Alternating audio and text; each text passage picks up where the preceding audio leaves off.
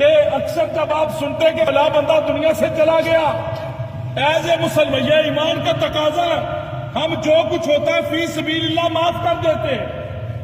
اب لوگ کہتے چلو جی خدا کی رضا کے لیے معاف کیا، لیکن کبھی دنیا کے اندر بیٹھے ہوئے وہ مظلوم جب اس ظلم کو یاد کرتا ہے تو ادھر عذاب والے فرشتے اس کی ظالم کی قبر کے اندر آن پہنچتے ہیں اور اسے عذاب دینا شروع کر دیتے ہیں۔ اس لیے حقوق اللہ تو وہ اس کے یہاں جائے گا، وہ دیکھے گا۔ پھر ہمارے یہاں ایک جنازے پہ حضرت اعلان کیا جاتا ہے کہ مرنے والے کے ذمے جو قرضہ ہے، ایک تو قرضہ ہوتا ہے نا جو آپ نے نقدی لیا، جیسے یہ ہمارے بھائی دنیا سے چلے گئے، ان کی سبزی کی دکان تھی، اب ان کے بھائی کہہ رہے تھے ان کے ظاہر لین دین کے معاملات منڈی والوں کے ساتھ بھی ہوں گے، باقی لوگوں کے ساتھ بھی ہوں گے، بہت سارے معاملات ہوں گے۔ وقتی طور پر آپ ایسے کریں، اگر کہیں یہاں پہ ان کے جتنے لین دینے والے موجود ہیں، وقتی طور پر آپ فی سبیل اللہ اسے معاف کر دیں۔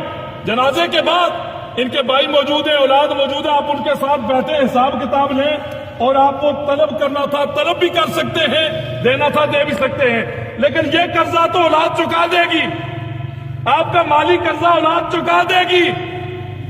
لیکن جس مظلوم پہ آپ ظلم کر کے چلے گئے، غور کریں وہ قرضہ کون چکائے گا؟ آپ کسی کی غیبت کر کے چلے گئے، وہ قرضہ کون چکائے گا؟ آپ کسی کا حق مار کے چلے گئے، وہ قرضہ کون چکائے گا؟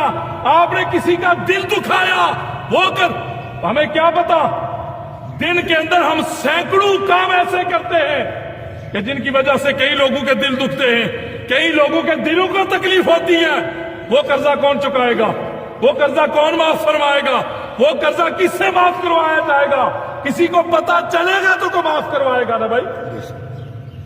اس لیے یہ بات یاد رکھیے، یہ برزخ کے معاملات اللہ پاک کرم فرمائے، میرے کریم نے فرمایا پناہ مانگو اس سے، پناہ مانگو۔ بڑے عجیب معاملات ہوتے ہیں میرے کریم، یہ عام قبر ہوتی ہے، چاہے کوئی بڑا لین لاٹ تھا، کوئی پیر تھا، کوئی فقیر تھا، کوئی شاہ تھا، کوئی گدا تھا، کوئی اعلیٰ زندگی گزارنے والا تھا۔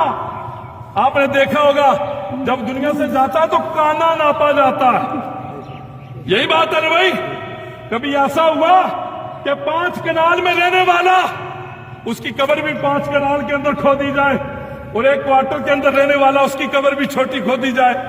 نہیں، وہ کوئی بڑا تھا یا چھوٹا تھا، کانا ناپا جاتا ہے۔ 4 انگلی سر والی سائڈ سے، 4 پیر والی سائڈ سے 2.5 فٹ اس کی گہرائی ہوتی ہے۔